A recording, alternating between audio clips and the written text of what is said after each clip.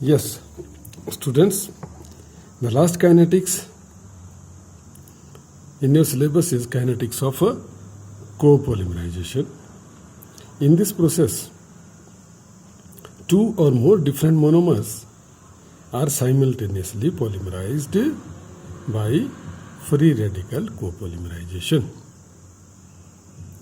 देखिए, जब हमने लास्ट चैप्टर पढ़ा था, फर्स्ट यूनिट पढ़ा था, तो हमने टाइप्स ऑफ पॉलीमर जो है वो डिस्कस किए थे. उसमें एक टाइप ऐसा भी था कि होमोपॉलीमर है कि कोपॉलीमर है. होमोपॉलीमर मीन्स एक ही तरह के मोनोमर से बना हुआ पॉलीमर, जैसे पॉलीइथीन है, इथीन इथीन इथीन आपस में जुड़ के लार्ज जाइंट मॉलिक्यूल बनाते हैं, दैट इज कॉल्ड होमोपॉलीमर. और कोपॉलीमर एक से ज़्यादा मोनोमर आपस में जुड़ रहे हों, दो या दो से ज़्यादा मोनोमर आपस में जुड़ रहे हों, दैट इज कॉल्ड कोपॉलीमराइजेशन. पहले मैकेनिज्म थोड़ा सा इसका देख लेते हैं. लेट M1 एंड M2 दो ही मोनोमर लिया हमने, दो से ज़्यादा भी मोनोमर का मिक्सचर अगर कराएंगे तो भी कोपॉलीमराइजेशन होगी, लेकिन simplest is to monomers M1 और M2 कोई मोनोमर हैं अलग अलग, और the two monomers mix together and I is the initiator. I जो है वो क्या है? इनिशिएटर है. Which undergo homolytic cleavage to produce free radicals. जो होमोलिटिकल क्लीवेज करेगा इनिशिएटर और क्या बनाएगा? Free radicals. जैसे ये इनिशिएशन में चेन इनिशिएशन होगी, पहले इनिशिएटर का मॉलिक्यूल है, होमोलिटिकल क्लीवेज कर रहा है, R फ्री रेडिकल बना रहा है. अब R फ्री रेडिकल M1 के ऊपर अटैक करेगा तो चेन इनिशिएट हो जाएगी मोनोमर नंबर 1 की, और अगर 2 के ऊपर भी अटैक करेगा तो क्या हो जाएगी? Chain initiate monomer number 2. सो इनिशिएशन हो गई. फिर आएगी प्रोपगेशन की टर्न. प्रोपगेशन में अब क्या होगा कि RM1 जो बना उसके दो चांसेस हैं. वो M1 के ऊपर भी अटैक कर सकता है और M2 के ऊपर भी अटैक कर सकता है. अगर M1 हुआ तो ये क्या बनेगा? RM1 M1 dash. अब इसका जो रेट कांस्टेंट है उसको लिखेंगे हम 1 1. ये भी 1, ये भी 1. लेकिन ये RM1 अगर M2 के ऊपर अटैक कर रहा है तो कोपॉलीमर, ये होमोपॉलीमर बन रहा है, ये क्या बन रहा है? ये कोपॉलीमर बन रहा है. M1 के बाद क्या आ गया? M2. तो इसके रेट कांस्टेंट को क्या बोलेंगे? K12. इसको टाइप 1 1 बोलेंगे, इसको टाइप 1 2 बोलेंगे. सिमिलरली ये जो RM2 है ऊपर, ये भी दो तरह से आगे पॉलीमराइज हो सकता है. M2 M1 के ऊपर अटैक करेगा तो कोपॉलीमर बन रहा है, और M2 M2 के ऊपर ही अटैक कर रहा है तो होमोपॉलीमर बन रहा है. इसको टाइप 2 1 बोलेंगे. 2 1, 2 ने 1 के ऊपर अटैक किया और 2 ने 2 के ऊपर ही अटैक किया, तो टाइप क्या हो गया? 2 2. टाइप 2 2. रेट कांस्टेंट क्या आएगा? K2. अब इनकी हमने काइनेटिक्स लिखनी है फर्स्ट ऑर्डर, तो इस स्टेप की क्या आएगी? क्या आएगी? R is equal to minus dm upon dt concentration of K11 into concentration of RM1 into concentration of M1. इस तरह से रिएक्टेंट की टर्म में लिखते हैं. R11 आएगी K11 इंटू, चलो R यहाँ हटा दिया इसने, कोई बात नहीं, R का कोई मतलब नहीं है. ये जो RM1 यहाँ पे लिखा है, इसकी कंसंट्रेशन तो उतनी ही है जितनी M1 फ्री रेडिकल की कंसंट्रेशन है, उतनी इसकी है, तो R हटा दिया, कोई बात नहीं, ये लिख दिया हमने. रेट इज इक्वल टू के M1 free radical into concentration of M1. Similarly rate 1 2 की क्या आएगी? यही आएगी, M1 dash into M1 free radical into concentration of M2. ये रेट ऑफ प्रोपगेशन है, सारी रेट ऑफ प्रोपगेशन है. थर्ड क्या है? थर्ड थी R21. R21 का मतलब क्या हुआ? M2 into M1. M2 यहाँ फ्री रेडिकल है. 2 2 क्या है? दोनों ही, M2 भी फ्री रेडिकल भी M2 है और मोनोमर भी M2. तो इस तरह से 4 इक्वेशंस बन गई है रेट की. अब reactivity of a growing chain depends only on the end monomer के ऊपर रिएक्टिविटी डिपेंड करती है with free radical site, M free radical and और M2 free radical.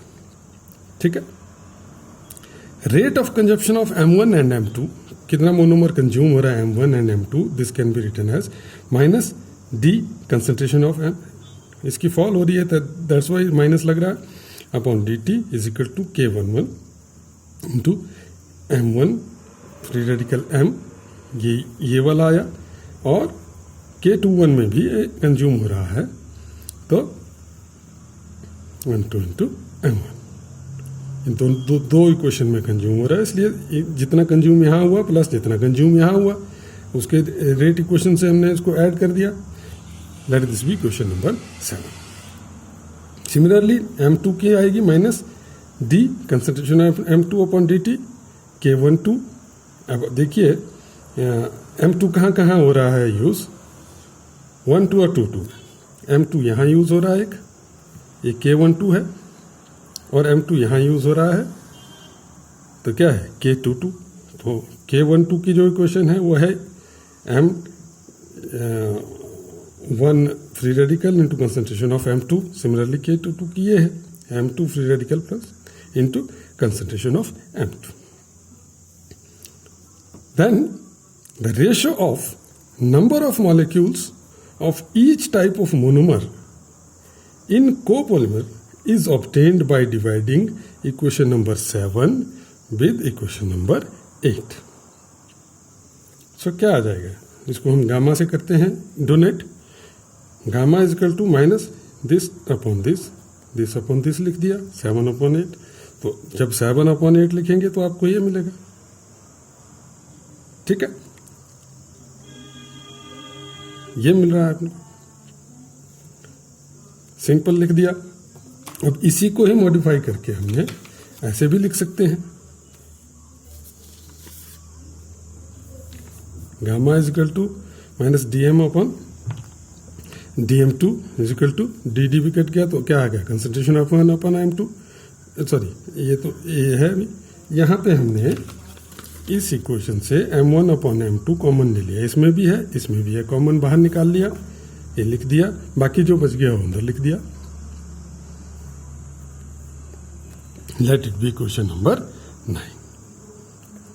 M1 upon M2 क्या किया, पिछली इक्वेशन से कॉमन ले लिया कंसंट्रेशन। ठीक है, अब आएगी हम नेक्स्ट आएगा reactivity ratio for M1 and M2।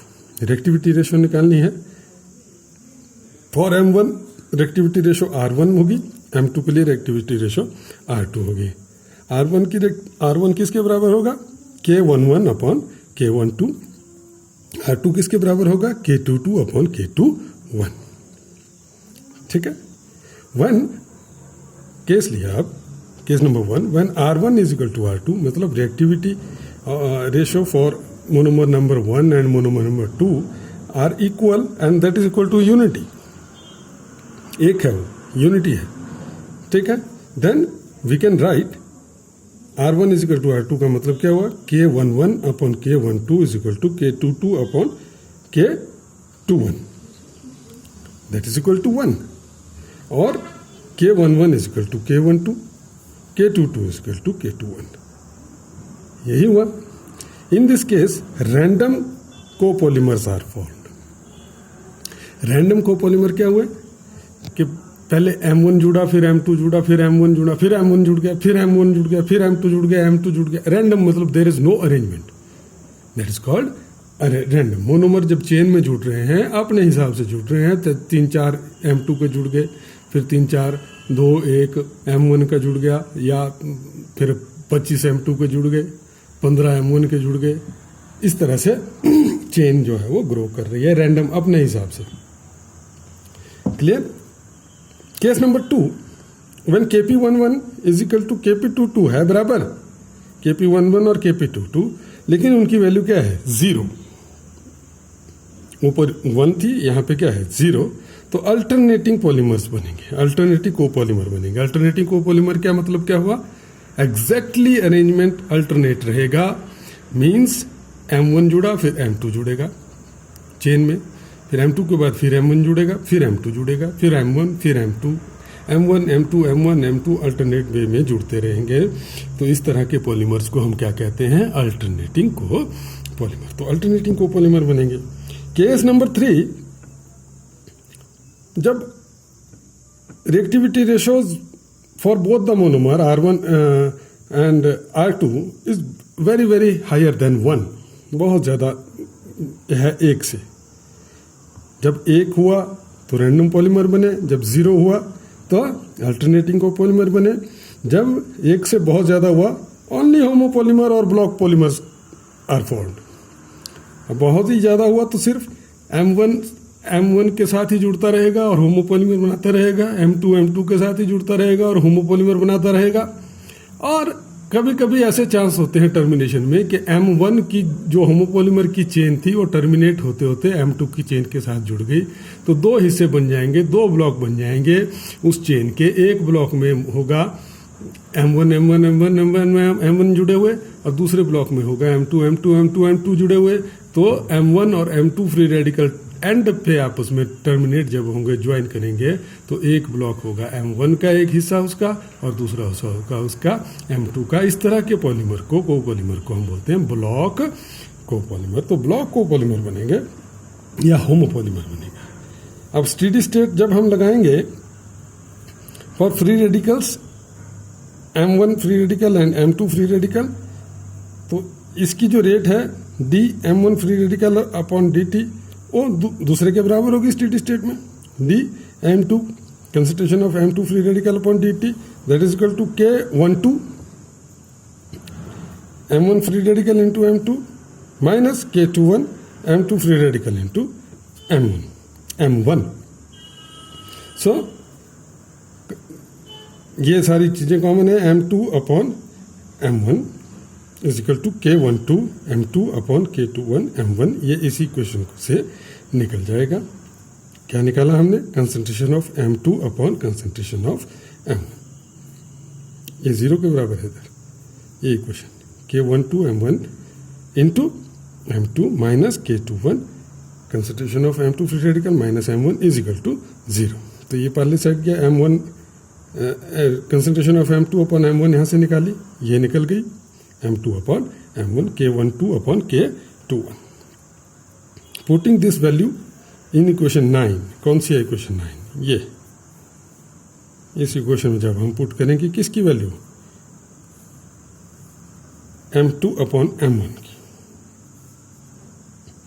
We will get gamma is equal to 1। जब आप पुट करेंगे तो आप निकाल लेंगे इसको, gamma is equal to 1 plus R1 into concentration of M1 free radical divided by concentration of M2 monomer upon 1 plus R2 concentration of M2 monomer divided by concentration of M1। So this equation is called copolymer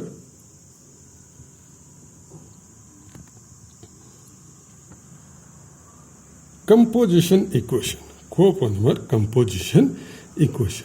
तो ये थी kinetics. अब mathematical portion इस chapter का खत्म होता है kinetics of कोपॉलीमराइजेशन पे। अब आगे आपके इस चैप्टर में है पॉलीमराइजेशन टेक्निक्स कि पॉलीमर बनाए कैसे जाते हैं, कौन कौन सी टेक्निक्स उनमें लगती है जिससे पॉलीमर बनाए जाते हैं, वो हम नेक्स्ट वीडियो में करेंगे। मैथमेटिकल पोर्शन है, इन चारों में से एक ना एक, जो 3-4 हमने पढ़े काइनेटिक्स, इनमें से एक ना एक आपको पूछा ही जाएगा। सो को बहुत ज़्यादा रटने की ज़रूरत भी नहीं होती इसको। एक बार डेरिवेशन शुरू करते हैं तो थोड़ा थोड़ा बीच में ध्यान आता रहता है और एंड तक आप पहुंच जाते हैं। तो ये थी आपकी काइनेटिक्स।